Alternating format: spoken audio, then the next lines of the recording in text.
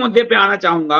आज मणिपुर का एक वहां के लोग कह रहे थे कि हमें खाने के लिए पैसे नहीं है, हिंदू, मैं तो हिंदू, और हम वोट क्या करेंगे, वोट करके हमें क्या मिलेगा। उनको, उनके साथ जो पूरे नॉर्थ ईस्ट में शायद आजाद भारत में पहली बार हिंदुओं का इतने बड़े पैमाने पर नरसंहार हुआ है। तो उस पर आप क्या कहना चाहेंगे? क्या वो उस स्तर का नरसंहार अपराध है जिसके कारण सरकार को जनता अपने वोट से दंडित करे? ये मेरे लिए है, ये आपका प्रश्न? हाँ हाँ, आपके लिए है। हाँ, तो मणिपुर की जो है वो, मणिपुर को हम आइसोलेशन में नहीं देख सकते हैं। ये वही कथानक चल रहा है जो कि कश्मीर में हिंदू विरोधी है, नूह में हिंदू विरोधी है, अथवा कमलेश तिवारी की हत्या के रूप में हिंदू विरोधी है। और फिर क्योंकि मणिपुर एक ऐसे क्षेत्र में है भारत के जहां लोगों की नजर नहीं जाती है, छिपा हुआ इलाका है, तो वहां इन्होंने जिस प्रकार से भीषण हिंसा फैलाई है वो तो जघन्य की श्रेणी में है, वो नरसंहार की श्रेणी में है। कायदे से तो इसका, इनके ऊपर मुकदमा चलना चाहिए और इनको दंडित करना चाहिए। इस पे एक नहीं सैकड़ों की हत्याएं हो गई हैं। हिंदुओं को गांव के गांव खाली करना पड़ा है जो उनका सैकड़ों हजारों वर्ष से उनका क्षेत्र रहा है। लगभग आधे मणिपुर में पूर्ण रूप से हिंदू विहीन हो गया है और वो इनकी देन है। और समस्त दक्षिण मणिपुर, ना इधर असम के सीमा से लेके उधर बर्मा सीमा तक, सारा दक्षिण मणिपुर इस समय हिंदू विहीन हो गया है। तो ये इन्हीं की देन है। और इस पे इनका मुकदमा चलना चाहिए, इनके साथ इनके मित्रों, जितने भी मित्र हैं उन पर मुकदमा चलना चाहिए और इनको दंडित होना चाहिए, एक वैधानिक रूप से और एक राजनैतिक सामाजिक रूप से भी इनको दंड मिलना चाहिए। मुझे बताया गया कि इनकी इतने भयावह कृत्य हैं वहां हिंदू मणिपुरियों के विरोध में कि वो डरते हैं इनके बारे में कुछ भी बोलने को। किसी ने कुछ कहा, उसका घर गिरा दिया गया, किसी ने कुछ कहा, उसके लोग लापता हो जाएंगे। इस प्रकार का भय है। और ये वहां आप देखिए जानते कितना हैं बड़ा कि भय है। दैनिक भास्कर की रिपोर्ट है आज की, जान बचे तो वोट देने के बारे में सोचें। तलवार बंदूक लेकर सो रहे मणिपुर के लोग, बोले खाने को नहीं है, चुनाव से क्या होगा। ये इस 10 साल की उपलब्धि है। हाँ, और ये इन्होंने तुरंत नहीं किया, ये बाकायदा सोची समझी, जो अपनी ये इनकी पिद्दी राजनीति है जो कि संचालित हो रही है पश्चिम के द्वारा, उसके तहत इन्होंने किया है। इनकी खुद की भी आइडियोलॉजी है और ये उनकी कठपुतली है, हाथ के प्यादे हैं, तो उस अनुसार ये कर रहे हैं। देखिए 2014 के बाद आते ही इन्होंने उन आतंकवादी नेताओं के साथ गठबंधन कर लिया और उनके साथ क्या छुपा हुआ, कुछ छुपा कुछ अनछुपा, सबको पता है किस प्रकार के पत्र आए हैं क्योंकि आतंकवादियों ने के जो लिखे हुए हैं कि हम आपको समर्थन देंगे, आप हमको मेन स्ट्रीम में लेके आएंगे, इस प्रकार का वो है। और हमारा एजेंडा धीरे-धीरे आप इम्प्लीमेंट करेंगे, तो वही इन्होंने किया। और लगभग आधे जितने भी अधिकांश कुकी एमएलए हैं, वो सब भाजपा की तरफ से हैं। उन्होंने भाजपा तो छोड़ा नहीं आज भी। ठीक बात है। और उनमें से कितने ही लोग पाए गए कि जिनके संबंध जो अवैध गतिविधियों में शामिल थे, उसका भी उजागर हुआ है।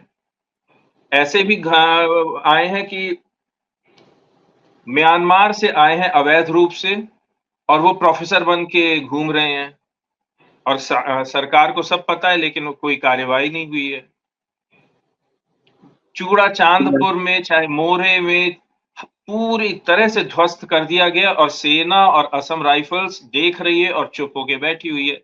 ये इतिहास में पहली बार है कि सेना जो है आतंकवादियों के कार्य को नजरअंदाज कर रही है। सेना खुद के कार्य को नजरअंदाज कर रही है, खुद के ऊपर हमले को नजरअंदाज कर रही है, कश्मीर हो चाहे अन्य जगहों पे है।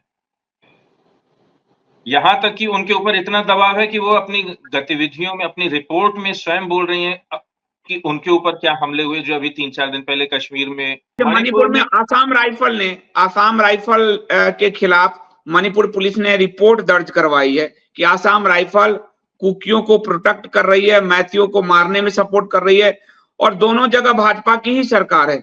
आसाम राइफल की भूमिका संदिग्ध रही है। और उसके वीडियो सामने हैं कि किस प्रकार से असम राइफल के जो कैरेज है उसमें लोग, संदिग्ध लोग हमला करके आके उसके अंदर घुस के बैठ रहे हैं। उनके कपड़े, उनके भोजन के पैकेट, वो सब कुकी आतंकवादियों के शिविरों में मिल रहे हैं।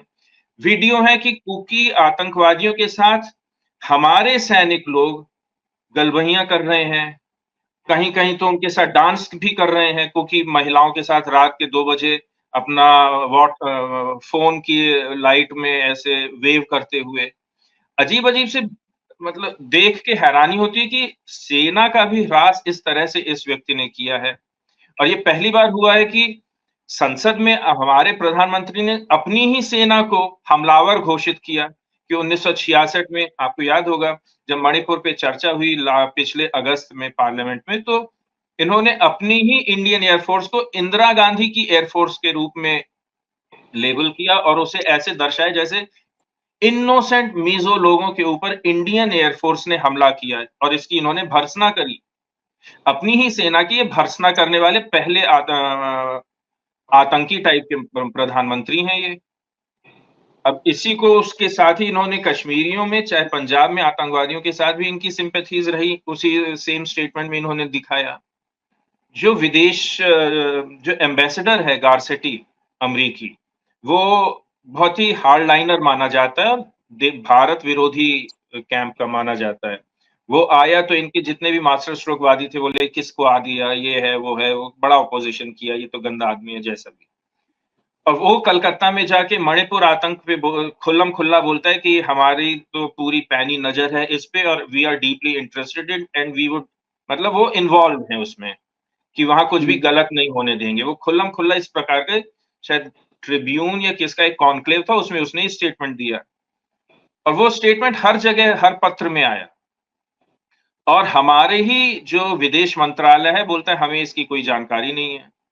कुछ महीने बाद क्रिसमस के दौरान हमारा ये जो एम्बेसडर है, ये दीमापुर और नागालैंड में सब घूम रहे हैं। अब वहां किससे घूमने गए हैं, किससे मिलने गए हैं, किसके साथ संबंध बढ़ा रहे हैं उस बॉर्डर एरिया में जहां हिंसा हो रही है चारों तरफ।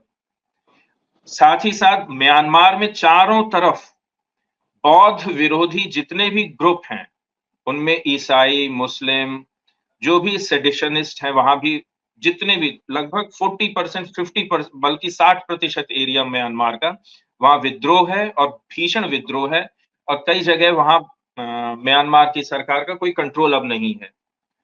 और ऐसा दिख रहा है कि चीन के विरोध के नाम पे हमारी सरकार भी उनको किस प्रकार से सहायता कर रही है। और सहायता अगर कर रही है तो किनको? वो उन्हीं चिन आतंकवादियों को जो कि यहाँ कुकी के नाम से जाने जाते हैं। चिन, कुकी, मिज़ो जो एक पर्टिकुलर ग्रुप है, ये एक ही तो सुपर कम्युनिटी का एक हिस्सा है। वहाँ वो चिन जो हैं, वो ईसाई साम्राज्य स्थापित करना चाहते हैं और भारत सरकार म्यांमार के विरोध में उनके साथ खड़ी है क्योंकि अमेरिका उनके साथ खड़ा है। ये बड़ी अजीब से पहली बार देखने में आ रहा है कि भारत जो है एंटी हिंदू फोर्सेस के साथ लिप्त हो गया है, हर जगह, अंदर भी बाहर भी। भारतीय सरकार